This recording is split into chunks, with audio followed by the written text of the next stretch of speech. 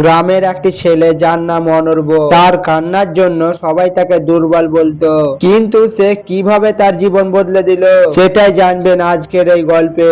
একটি ছোট্ট গ্রামে একটি ছেলে ছিল যার নাম ছিল অনর্ব। অনর্ব ছিল অত্যন্ত সংবেদনশীল। অনর্বর সামনে কিছু হলে তার চোখে জল চলে আসতো।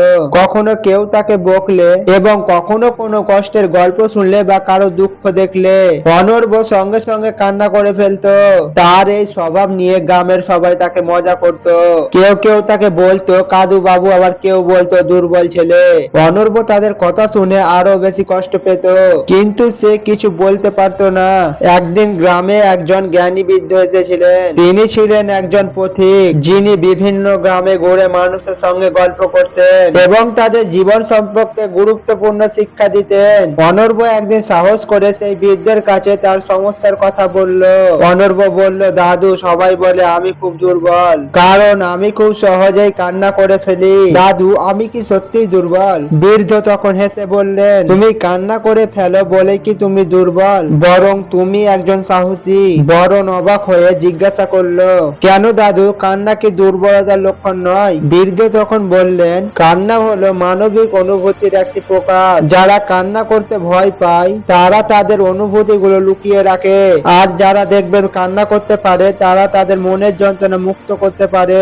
তুমি জানো কি, প্রকৃতির সবচেয়ে শক্তিশালী নদীগুলো শুরু হয় ছোট একটি জলের স্রোত থেকে। ঠিক তেমনি তোমার এই কান্না তোমাকে আরো মানবিক, আরো শক্তিশালী করে তোলে। বৃদ্ধ একটি উদাহরণ দিয়ে বললেন, ধরো একটি গাছের পাতা ঝরে পড়ে, তুমি যদি তা দেখে কষ্ট পাও বা কান্না করে ফেলো, সেটির মানে তুমি সেই গাছটির প্রতি সহানুভূতিশীল। এই সহানুভূতি তোমাকে বড় মানুষ হতে সাহায্য করবে। কান্না তোমার হৃদয়কে শুদ্ধ রাখে এবং তোমাকে অন্যের দুঃখ বুঝতে শিখায়। অনর্ব বুঝতে পারলো যে কান্না কোনো দুর্বলতার চিহ্ন নয়, বরং এটি তার মানবিক গুণাবলীর প্রকাশ। সেদিন থেকে অনর্ব অন্যের কথা শুনে কষ্ট পেলেও নিজের মধ্যে গর্ব অনুভব করত। সে ভাবতো, আমি কাঁদি কারণ আমি একজন মানুষ, আমি অনুভূতি বুঝি, আর সেটাই আমাকে অন্যদের থেকে আলাদা করে তোলে। তাহলে বন্ধুরা, আপনাদের কি মনে হয়, কান্না কি দুর্বলতার লক্ষণ, নাকি এটা আমাদের মানবিকতা শক্তি?